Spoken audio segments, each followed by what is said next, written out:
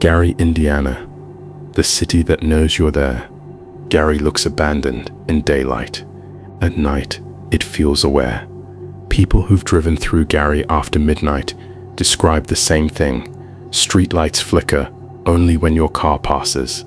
Houses with no windows still feel occupied, and the silence feels intentional. One man said he stopped at a red light that never changed.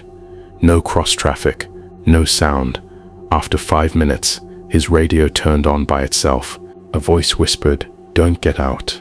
He didn't. But when the light finally turned green and he drove off, he checked his dash cam. In the reflection of the windshield, someone was sitting in his back seat.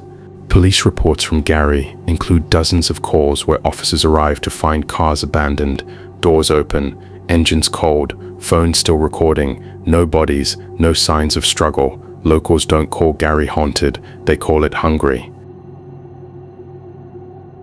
New Orleans, Louisiana, where the dead don't leave. New Orleans doesn't hide its ghosts. They're in the cemeteries stacked above ground. They're in the music that plays too late. They're in the streets that feel warm long after sunset. Tourists talk about spirits. Locals talk about rules. Don't whistle at night. Don't follow footsteps in the French Quarter. And never answer if someone calls your name from behind.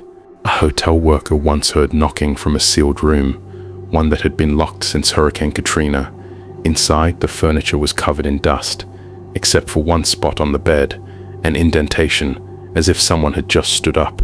Security footage later showed the door opening at 3:17 a.m.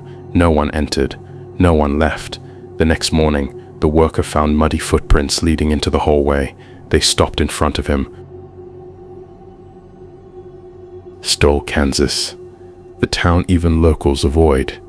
Stoll is barely a town anymore, but it has one rule: don't visit after sunset.